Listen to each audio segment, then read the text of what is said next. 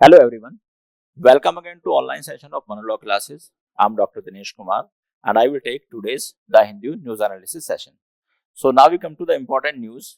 Our first news is publish center-wise NEET UG result by tomorrow Supreme Court to NTA.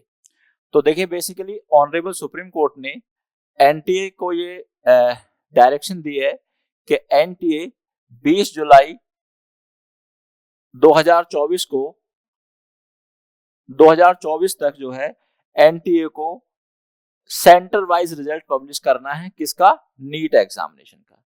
जैसा कि आप सब लोग जानते हैं कि जो नीट है उसमें ये एप्रीहेंशन है कि नीट में काफी चीटिंग्स हुई है और कुछ हेरा फेरी जरूर हुई है, जिसका कॉन्सिक्वेंसेस ये हुआ है कि बहुत सारे लोग यानी कि अराउंड 67 स्टूडेंट्स के जो है 720 में से 720 नंबर आ गए हैं। ठीक है, तो ऐसा जनरली ये एप्रीहेंशन है सभी लोगों का कि 720 में से जो 720 नंबर आए हैं वो इजीली पॉसिबल नहीं है। इसलिए यहाँ पर कुछ इस तरह के एप्रीहेंशन है कि हो सकता है पेपर लीक हुआ हो या हो सकता है कुछ सेंटर पर चीटिंग हुई हो। लेकिन अब कुछ लोग जो है नीट को दोबारा से कराने की डिमांड कर रहे हैं और उसी डिमांड में कुछ लोग ऑनरेबल सुप्रीम कोर्ट पहुंचे। ऑनरेबल सुप्रीम कोर्ट ने एनटीए को ये ऑर्डर दिया है कि जो नीट का एग्जामिनेशन है वो सेंटर वाइज पब्लिश किया जाना चाहिए बाय 20 जुलाई 2024 आफ्टरनून। अब यहाँ पर जो हमारे सॉलिसिटर जनरल हैं उन्होंने ये एप्रीहेंशन कहा, तुषार मेहता जी, उन्होंने कहा कि नीट का रिजल्ट जो है वो सेंटर वाइज नहीं पब्लिश किया जाना चाहिए क्योंकि जो रिजल्ट है वो उनकी पर्सनल प्रॉपर्टी है। जो स्टूडेंट्स हैं उनका जो इंफॉर्मेशन है वो उनकी पर्सनल प्रॉपर्टी है, जो रिजल्ट है उनका वो उनकी पर्सनल प्रॉपर्टी है। लेकिन इनका एक दूसरे एडवोकेट ने जवाब दिया कि ये कोई उनकी पर्सनल प्रॉपर्टी नहीं है, because we are not going to disclose the personal information about the candidates. अब ऑनरेबल कोर्ट ने ये ऑर्डर दिया है तो इसके पीछे क्या रीजन है? इसके पीछे रीजन ये है कि जब ऑनरेबल कोर्ट ये देखेंगे कि सेंटर वाइज रिजल्ट जो है पब्लिश किया जाएगा तो वहां पर इस बात को देखा जा सकता है कि किसी पर्टिकुलर सेंटर में कुछ इरेगुलरिटी तो नहीं हुई है या किसी पर्टिकुलर सेंटर से ज्यादा लोगों के बहुत ज्यादा मार्क्स तो नहीं आए हैं। So this is the basic purpose behind this order. Now we come to next news and next news is chancellor should be elected CM not selected CM Mann. तो बेसिकली ये जो न्यूज है, this news is relating to the Punjab, और पंजाब के जो chief minister हैं भगवंत मान जी, उन्होंने ये एलिगेशन लगाया है या उन्होंने अपना एक पॉइंट रखा है कि जो यूनिवर्सिटी के चांसलर होते हैं, वाइस चांसलर होते हैं, वो क्या होते हैं, यूनिवर्सिटी के जो चांसलर हैं जनरली क्या होता है कि जो स्टेट यूनिवर्सिटीज होती हैं उनके चांसलर होते हैं गवर्नर।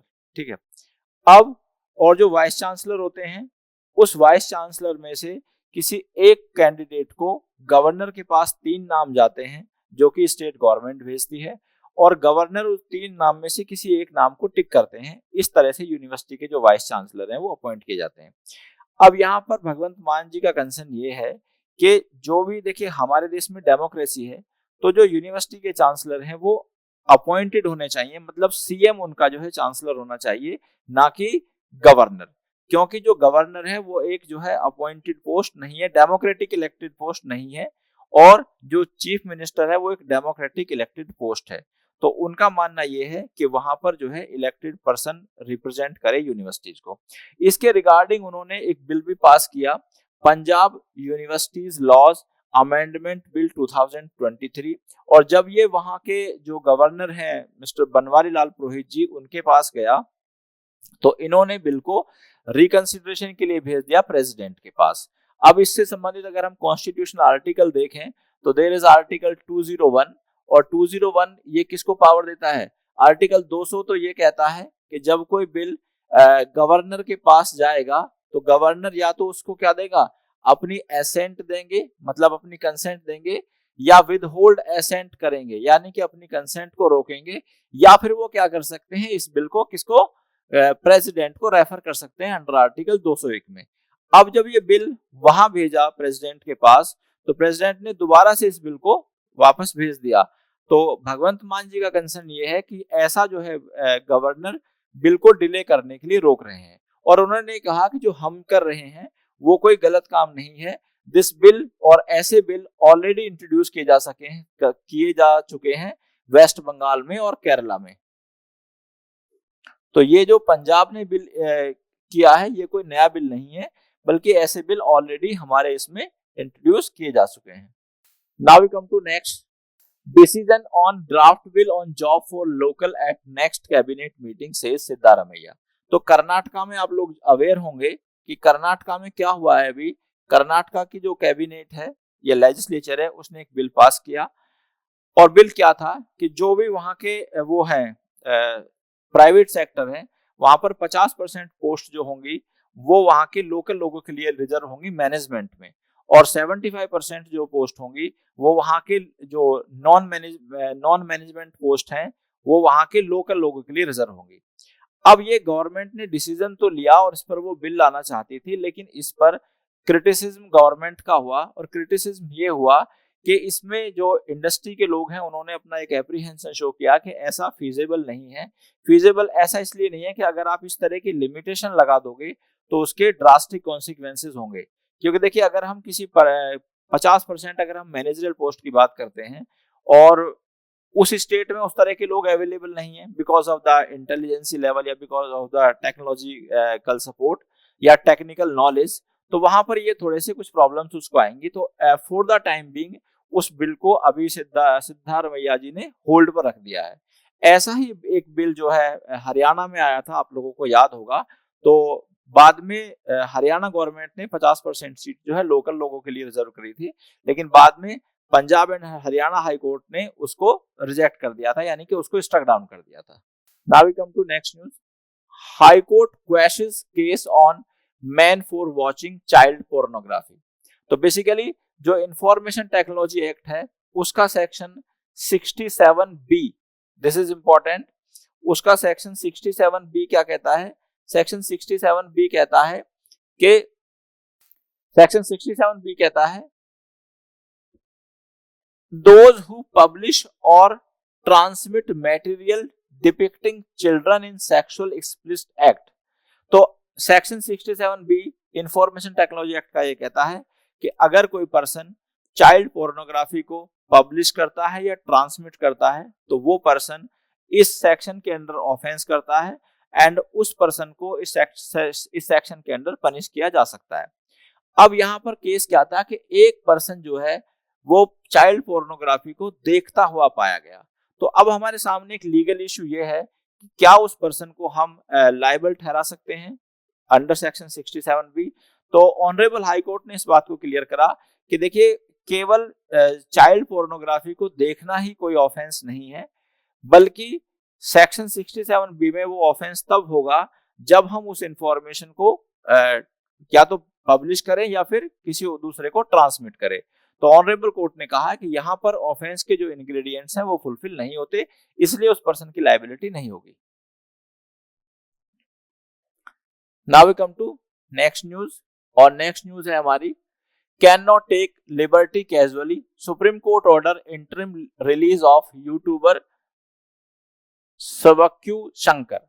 तो बेसिकली यहाँ पर क्या हुआ कि एक यूट्यूबर है मिस्टर सबक्यू शंकर, और उनको अरेस्ट किया गया था पुलिस के द्वारा अंडर डिफरेंस एक्ट। ठीक है, अब जब उनको प्रिवेंटिव डिटेंशन में उनको अरेस्ट किया कि भाई उनसे एक रीजनेबल एप्रीहेंशन है, तो अब उनको 2 महीने हो गए और उनकी बेल पर अभी तक ऑनरेबल हाई कोर्ट ने कोई डिसीजन नहीं लिया। तो उनकी मदर जो है वो ऑनरेबल सुप्रीम कोर्ट पहुंची, और ऑनरेबल सुप्रीम कोर्ट ने उनको भी इंटरिम बेल दे दी है। और ये बेल कब तक है? जब तक कि उनका डिसीजन, उनका जो केस है वो honourable high court finally decide नहीं करते कि क्या वो उस ऑफेंस के लिए जिम्मेदार हैं या नहीं है। अब हम समझते हैं थोड़ा प्रिवेंटिव डिटेंशन। तो प्रिवेंटिव डिटेंशन जो है वो जनरली गवर्न होता है आर्टिकल 22 से। उसका मतलब ये होता है कि अगर किसी पर्सन से ये रीजनेबल एप्रीहेंशन है कि वो कोई ऑफेंस कर सकता है, तो वहां पर कुछ सिचुएशन में पुलिस के पास ये राइट है कि उसको अरेस्ट कर सकती है even before commission of the offence. तो जनरली ये ऐसे एक्टों में लागू होता है जैसे NIA, national investigative agency act, जिससे कि बहुत बड़ा कोई अपराधी हो लेकिन इस सिचुएशन में ये पर्सन एक यूट्यूबर है और इनके खिलाफ पुलिस के कुछ एप्रीहेंशन है कि ये कई इस तरह की चीजों में इन्वॉल्व हैं। लेकिन ऑनरेबल सुप्रीम कोर्ट ने यहाँ पर ये डिसीजन दिया कि देखिए, अगर आप किसी पर्सन को जेल में बंद रखते हैं तो आप उसकी लिबर्टी का वायलेशन कर रहे हैं, ठीक है। तो आप जेल में बंद करेंगे तो उसको एक रीजनेबल ग्राउंड आपके पास होना चाहिए, और ऐसा प्रोसीजर एस्टेब्लिश्ड बाय लॉ से ही होना चाहिए। अब प्रोसीजर एस्टेब्लिश्ड बाय लॉ के लिए हम रेफर करेंगे आर्टिकल 21। अगर आप देखें तो आर्टिकल 21 कहता है कि किसी भी पर्सन की लाइफ या पर्सनल लिबर्टी को केवल प्रोसीजर एस्टेब्लिश्ड बाय लॉ से ही लिया जा सकता है। तो इस आर्टिकल के रेफरेंस में ऑनरेबल सुप्रीम कोर्ट ने यह कहा है कि आप किसी पर्सन की लिबर्टी को कैजुअली नहीं ले सकते, rather there must be due process of law to take the liberty of such person. Now we come to the next news. Assam government repeal Muslim marriage registration act. तो यहाँ पर क्या है कि आसाम गवर्नमेंट ने मुस्लिम मैरिज रजिस्ट्रेशन एक्ट को repeal कर दिया है, और इसका रिपील करने का रीजन उन्होंने ये दिया है कि ये एक्ट जो है परमिट करता था क्या, it used to permit under age marriage under the specific condition, ठीक है। तो देखिए, जनरली जो एज है हमारे देश में वो लड़की की शादी करने की एज 18 साल है, लेकिन ये एक्ट ये अलाउ करता था कि कुछ स्पेसिफिक कंडीशन में अगर किसी लड़की की एज 18 साल नहीं है तो उसकी शादी की जा सकती है। तो ऐसा गवर्नमेंट ने माना कि ये उनके राइट्स के अगेंस्ट है। इसी बात को ध्यान में रखते हुए लेजिस्लेचर ने इस बिल को रिपील कर दिया है, इस एक्ट को रिपील कर दिया है, और अब इसका कोई भी लीगल कॉन्सिक्वेंसेज नहीं होगा। What is the role of finance commission? तो अगर आप देखें, एट प्रेजेंट हमारे देश में 16 फाइनेंस कमीशन है, और ये इसके चेयरपर्सन है अरविंद पानाग्रेया।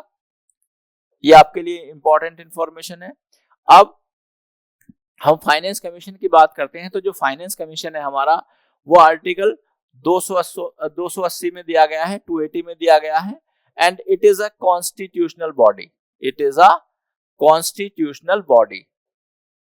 नाउ अब हम समझते हैं what do you mean by the term constitutional body. देखिएगा, अगर कोई बॉडी या किसी बॉडी के बारे में प्रोविजन हमारे कॉन्स्टिट्यूशन में दिए गए हैं, now we consider such body as a constitutional body. जैसे फाइनेंस कमीशन से संबंधित प्रोविजंस आर्टिकल 280 में दिए गए हैं, तो इसलिए हम इसको क्या मानते हैं, कॉन्स्टिट्यूशनल बॉडी। और अगर किसी बॉडी के बारे में कोई प्रोविजन हमारे कॉन्स्टिट्यूशन में नहीं दिया हुआ है, तो ऐसी बॉडी को हम कॉन्स्टिट्यूशनल बॉडी नहीं मानते, या ऐसी बॉडी को हम नॉन कॉन्स्टिट्यूशनल बॉडी कंसीडर करते हैं।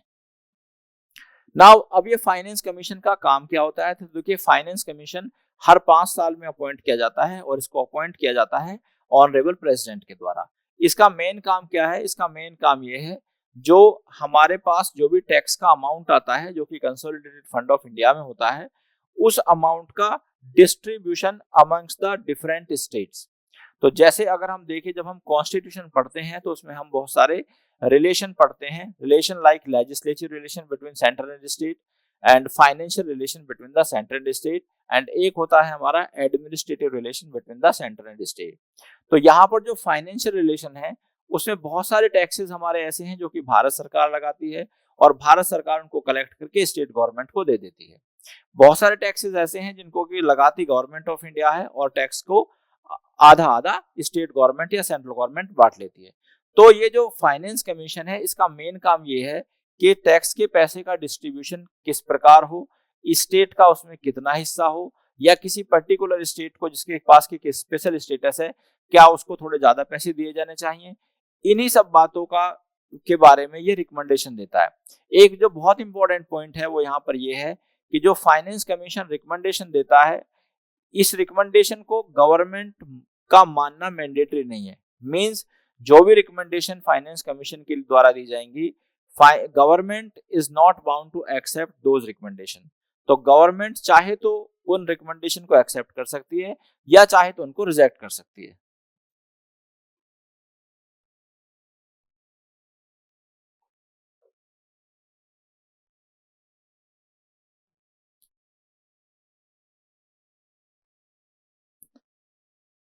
अब हम आते हैं नेक्स्ट न्यूज पर।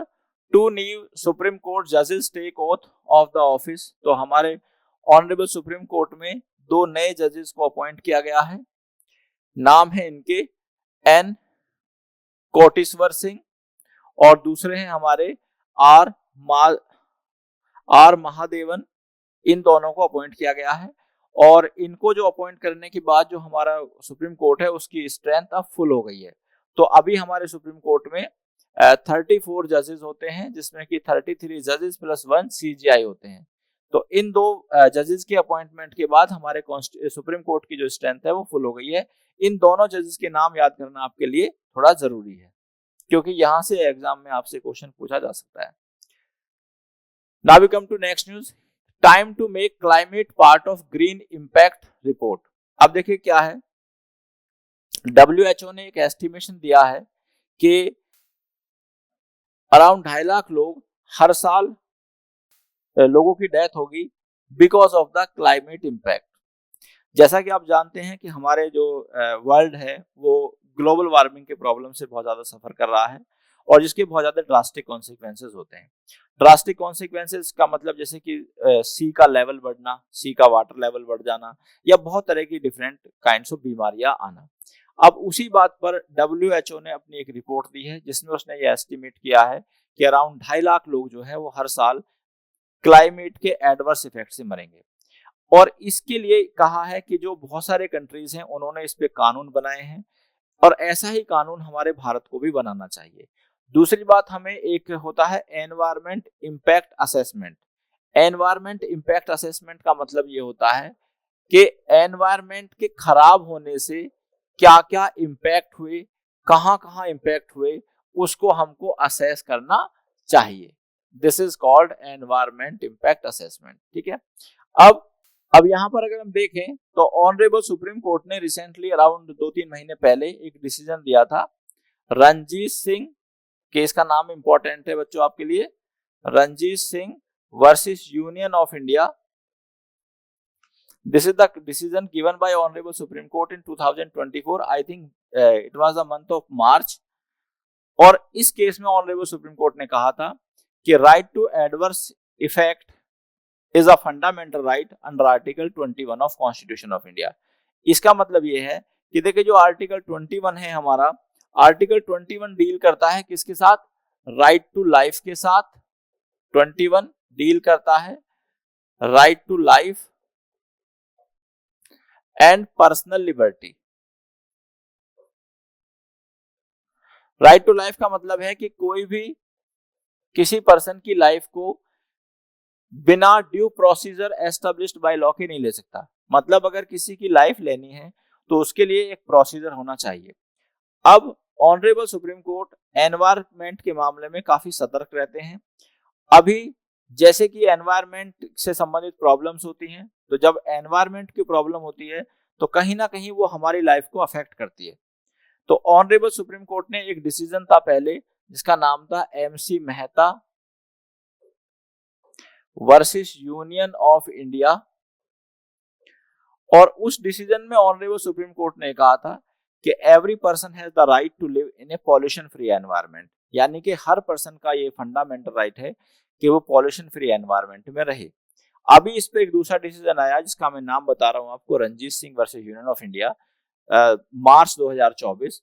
इसमें ऑनरेबल सुप्रीम कोर्ट ने ये डिसीजन दिया कि ये हमारा फंडामेंटल राइट है या हर पर्सन का ये फंडामेंटल राइट है, एनवायरमेंट से संबंधित होने वाले जो भी एडवर्स इफेक्ट हैं या क्लाइमेट से संबंधित होने वाले जो भी एडवर्स इफेक्ट हैं उनका हम पर बुरा प्रभाव ना पड़े। और it is the duty of the state to minimise the bad consequences of those effect. ठीक है, यानी कि एनवायरमेंट से या क्लाइमेट से होने वाले जो भी बैड कॉन्सिक्वेंसेज हैं उनको मिनिमाइज किया जाना चाहिए। This is the decision of Honorable Supreme Court. So dear students, I have discussed all the important news of today's newspaper. I will come again with more such news. Till then, thank you very much. Goodbye.